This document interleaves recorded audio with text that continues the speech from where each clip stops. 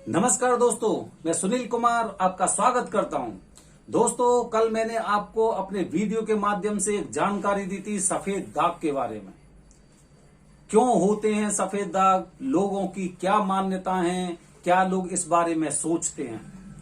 उनकी मान्यताएं, क्योंकि पुरानी मान्यताएं तो हो सकता है कुछ हद तक सही हों, हम उस बारे में कोई भी टिप्पणी नहीं करेंगे, लेकिन इसके जो वैज्ञानिक वजह, हालांकि जब अगर हम काफी चीजों को अगर वैज्ञानिक से जोड़ते हैं तो वहां पे चीजें वो फेल भी हो जाती है। इसीलिए मैंने पहले ही कहा कि उन सभी बातों पर हम टिप्पणी नहीं करेंगे, लेकिन जो वजह सामने निकल के आई हैं कि जो सफेद दाग होते हैं, जिन्हें लोग कुष्ठ रोग भी बोलते हैं, उनकी क्या वजह हो सकती है।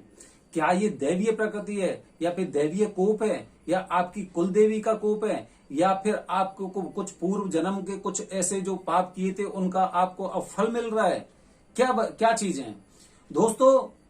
आप अगर किसी ऐसे इंसान से मिलेंगे जिनके सफेद दाग हैं, तो आपने बहुत से लोग ऐसे भी देखे होंगे जिनके वो दाग ठीक हो गए हैं।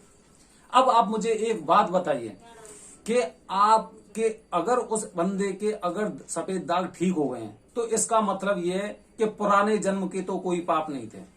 अगर पुराने जन्म के पाप होते तो साल में 2 साल में वो पाप खत्म नहीं होते। अगर पुरानी जन्म की चीजें अगर इस जन्म में भी अगर आपको परेशान कर रही हैं, तो इसका मतलब ये नहीं है कि वो कोई पुराने जन्म के पाप थे या फिर साल या 2 साल में खत्म हो जाएंगे।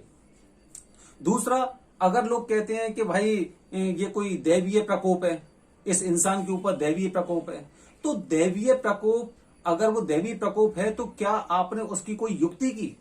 क्या उस युक्ति को करने के बाद वो रोग खत्म हुआ, या फिर आपको कोई ये ट्रीटमेंट लेना पड़ा?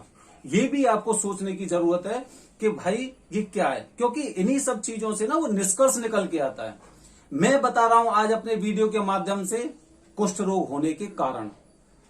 ध्यान से सुनिए। सबसे पहली बात, हम लोग अक्सर अपने खान पीन में और बहुत ज्यादा परिवर्तित हो गए हैं।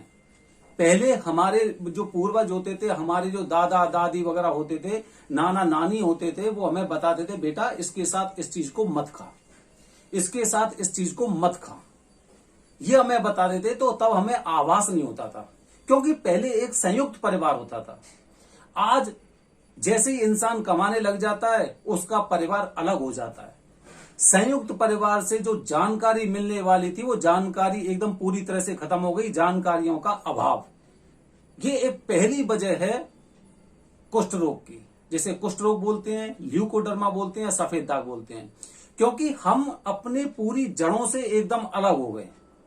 जो हमारे नाना नानी थे, दादा दादी थे, हमारे चाचा चाची थे, या ताऊ थे, या मामा थे, या बुआ फूफा, कोई भी हो गए, हम जैसे ही कमाने लगे अपने परिवार के साथ, हम दूसरी जगह विस्थापित हो गए। कोई इंसान किसी गांव का है, थोड़ा सा पढ़ा, उसकी कोई नौकरी लग गई, वो दूसरे शहर में चला गया और सब जगह से उसका कनेक्शन खत्म हो गया। अब उन लोगों को ये जानकारी नहीं मिल पाई कि भाई मुझे खान पीन में किस तरह का संयम रखना चाहिए। तो वो एक बहुत बड़ी वजह होती है। संयुक्त परिवार छीण हो रहे हैं, जिसकी वजह से बहुत अलग अलग तरह की बहुत घातक बीमारियां के बारे में ना तो हमें जानकारी है, और वो बीमारियां हमारे अंदर पनप रही हैं। पहली वजह।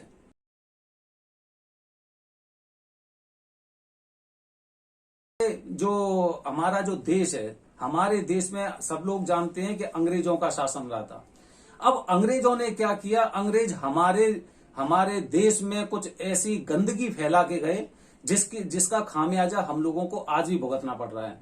जैसे एक चीज बताता हूं मैं आपको कि सबसे पहले अगर पहले की बात करें तो पहले एल्युमिनियम के बर्तन का इस्तेमाल घरों में नहीं होता था। एल्युमिनियम के बर्तनों को कोई भी इंसान अपने घर में यूज नहीं करता था खाना बनाने के लिए। आप कोई भी एल्युमिनियम का बर्तन लेना, उसे थोड़ा सा रगड़ के, जो राख होती है, मिट्टी होती है, उससे रगड़ के साफ करने की कोशिश करना, उससे देखना कितना कालापन निकलता है। जब वो खाना हमारे लिए बनता है तो खाने के साथ ही क्या है कि वो एल्युमिनियम भी घुल घुल के हमारी बॉडी में जाती है, जिसके बारे में हम लोगों को जानकारी नहीं है। जो हमारे अंदर विषैले पदार्थ बनाते हैं, अंग्रेजों की ये एक सोच थी कि यहाँ के लोग जितना बीमार रहेंगे, जितना अस्वस्थ रहेंगे, उतना ये हमारी गुलामी करेंगे, और हम वाकई में उनकी दी हुई चीजों के गुलाम हो गए। ऐसे ही वो हमारे समाज में क्या चीज फेंक के गए कि चाय और नमकीन, चाय नाश्ता करा दो। आज आप घर घर में किसी के घर जाइए, आप रिश्तेदारी में जाइए या फिर किसी पड़ोसी के घर जाइए, वो आपके साथ, आपके लिए चाय के साथ नमकीन जरूर रखेगा। जबकि हमारे पुराने जो लोग थे, जो वो हमें क्या बताते थे कि दूध के पदार्थों का सेवन कभी भी नमक के साथ नहीं करना चाहिए। दूध के पदार्थों का, चाय में शुद्ध दूध ही होता है और नमकीन में नमक शुद्ध होता है। उसका इस्तेमाल करने से सफेद रोग के कारण बहुत ज्यादा बढ़ जाते हैं। बहुत से लोग चाय के साथ नमकीन बिस्कुट खाते हैं, कुछ लोग क्या होते हैं कि चाय के साथ नमकीन खाते हैं, और नमकीन पदार्थ कुछ भी हो गया, वो चाय या दूध के साथ आपको इस्तेमाल नहीं करना चाहिए।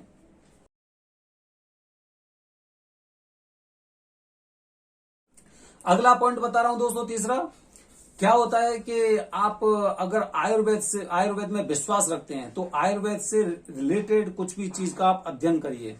उसमें साफ मना किया गया है कि दही में कभी भी नमक को मिलाकर सेवन नहीं करना चाहिए। पहले लोग छाछ पीते थे, छाछ बना के पीते थे, उसमें नमक नहीं मिलाते थे, वो गुड़ से पीते थे और इसीलिए वो स्वस्थ रहते थे। आज लोगों ने क्या कर दिया है कि दही के साथ दही का रायता बनाने लग गए हैं। जगह जगह आपने देखा होगा शादी विवाह में भी, और रायते जैसी चीजें होती हैं वहां पे, और जैसे दही बड़ा हो गया, ठीक है, ऐसी चीजों का इस्तेमाल करने लग गए हैं। दही में नमक मिलाने से उसकी गुणवत्ता खत्म हो जाती है और शरीर में विषैले पदार्थ पैदा करती है, विषैलापन पैदा करती है हमारे शरीर में, जिसके बारे में हम लोग नहीं जानते। जिनका इम्यूनिटी सिस्टम बहुत कमजोर होता है उनको ये प्रभाव बहुत जल्दी दिखाई देने लग जाते हैं, और जिनका इम्यूनिटी सिस्टम बहुत ज्यादा स्ट्रांग होता है उनको ये लक्षण दिखाई नहीं देते, लेकिन बीमारी पैदा करते हैं।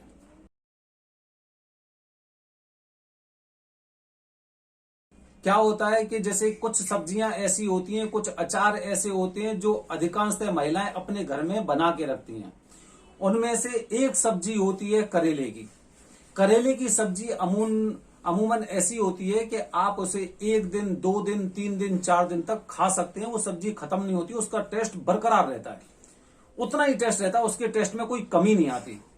अब क्या हुआ कि एक दिन आपने करेले की सब्जी बनाई, घर परिवार के लोगों को करेले की सब्जी दे दी, और वो सब्जी कुछ बचा के उसमें रख दी कि चलो ठीक है कल खाएंगे, बहुत अच्छी सब्जी, 2-3 दिन तक खराब नहीं होगी। अगले दिन आपने भिंडी की सब्जी बनाई, और भिंडी की सब्जी के साथ आपने सोचा थोड़ा सा करेला और रख लेता हूं, बस यही शुरू हो गया। करेला और भिंडी मिलकर आपके शरीर में ऐसा विषैला पदार्थ बनाते हैं जो आपकी कोशिकाओं के लिए बहुत ही ज्यादा खतरनाक है। ये आपकी कोशिकाओं को वहां से मृत करने की स्टार्ट कर देता है, और वो मृत कोशिकाएं धीरे धीरे करके उभर के सफेद दाग का रूप ले लेती है।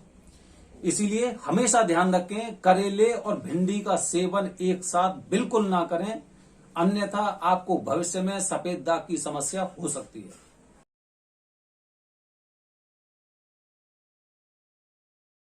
ऐसे ही क्या होता है, भिंडी की जगह अगर अगले दिन अगर कटहल की सब्जी बन जाती है, आप जानते हैं कटहल और करेला दोनों मिलकर ऐसा विषैला पदार्थ हमारे अंदर बनाते हैं कि हमारा जो डाइजेशन सिस्टम है वही खराब हो जाता है। अब सफेद दाग की समस्या कब आती है कि पहले इंसान ने क्या किया, एक दिन पहले करेला और भिंडी खाए और दूसरे दिन उसने कटहल और करेला खा लिया, और उसके साथ ही उसका दही वगैरह ये चल ही रहा है, दही में नमक डाल के, या फिर जैसे नाश्ता कर रहे हैं तो नाश्ते में क्या हुआ, नमकीन और चाय ले ली। तो ये एक साथ कॉम्बिनेशन बन गया। जैसे होता है ना, डॉक्टर क्या करता है, जैसे अगर किसी का बुखार नहीं उतरता है तो उसे पता चल जाता है कि भाई छोटी मोटी डोज से काम नहीं चलेगा, तो मुझे हैवी डोज देनी चाहिए। तो एक साथ ये आपकी बॉडी में हैवी डोज हो गई। पहले आपने भिंडी और करेला खाए, अगले दिन आपने वो कटहल और करेला खा लिए, और साथ में आपका चाय नाश्ता चल ही रहा है, कभी बीच में आपने दही का रायता भी बना लिया। दोस्तों ये भी एक बहुत बड़ी वजह होती है सफेद दाग की कि अगर आप करेला और कटहल का साथ साथ इस्तेमाल करते हैं या सेवन करते हैं। सफेद दाग का हम लोग क्या करते हैं कि जैसे कोई सलाद होती है तो सलाद तरह तरह की सलाद हमने एक अच्छी तरह से काट ली। अब हम उस पे से ऊपर से नमक छिड़क के खाते हैं। अब नमक उसके ऊपर जब हम छिड़कते हैं तो जैसे मैंने आपको बताया सलाद की गुणवत्ता खत्म हो जाती है नमक छिड़कने से। आप कहीं पे भी जाओगे, किसी के घर पे भी जाओगे, वो आपको नमक छिड़ककर सलाद पर बिल्कुल नहीं देता है। और हम लोग क्या करते हैं, अपने टेस्ट के चक्कर में हम उस पर नमक छिड़केंगे, उस पर और भी चीजें छिड़कते खाते हैं, जिससे कि हमें थोड़ा सा, क्योंकि नमक हमारी जीभ से लग चुका है और बिना नमक के हमें चैन नहीं मिलता है। ऊपर से इस्तेमाल किया गया नमक हमारे शरीर के लिए अत्यधिक खराब होता है और जिसका खामियाजा ना हमारे शरीर को, हमें खुद को भुगतना पड़ता है। आप आयुर्वेद के अनुसार जाइए, पहले के लोग अगर खाने में जितना नमक होता था उतना ही इस्तेमाल करते थे, ऊपर से कभी वो नमक का सेवन नहीं करते थे। और खाने के साथ सलाद का इस्तेमाल जब किया जाता है तो उस पे सलाद पे नमक डाल लिया, उसके बाद थोड़ा सा लगा कि यार अब तो सब्जी में नमक कम लग रहा है तो सब्जी में ही नमक डाल लिया, ऊपर से नमक डाला, मतलब आपके अंदर बीमारियों का घर एकदम पूरी तरह से तैयार होने वाला है। तो दोस्तों ये हमने पूरा रिसर्च करके निकाला है कि ये कोई दैवीय प्रकोप नहीं है, ये कोई पूर्व जन्म का कोई फल नहीं है। और ये जो बीमारी है ये एक ऐसी बीमारी है जो हार्मोन्स की कमी के कारण उत्पन्न होती है।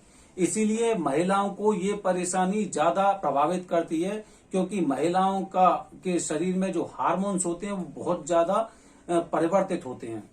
तो दोस्तों ये जो बीमारी है सफेद दाग की बीमारी, ये हार्मोन्स के चेंज होने के कारण होती है और खान पीन की अनियमितता के कारण होती है।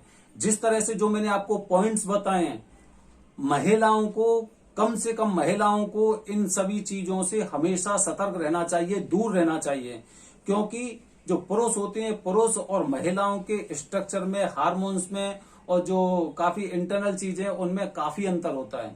महिलाओं को इन सब चीजों का ज्यादा सामना करना पड़ता है क्योंकि उनके हार्मोन्स टाइम टाइम पर बहुत ज्यादा चेंज होते रहते हैं, अति शीघ्र चेंज होते हैं। और उन्हीं हार्मोन्स चेंज पे अगर हम इन चीजों का सेवन कर लेते हैं तो क्या होता है कि धीरे धीरे करके हमारे बॉडी में कुछ ऐसे परिवर्तन दिखाई दे जाते हैं। कहीं पे किसी के चेहरे पर कुछ दाग धब्बे से हो जाते हैं, किसी के व्हाइट स्पॉट्स हो जाते हैं, तो ये समस्याएं उनके पैदा होने लग जाती है। तो दोस्तों इस वीडियो के माध्यम से मैंने आपको बताया सफेद दाग होने के कारण। अगले वीडियो में मैं आपको बताऊंगा कि इसे किस तरह से रोक सकते हैं। धन्यवाद दोस्तों, जय हिंद, जय भारत, हर हर महादेव।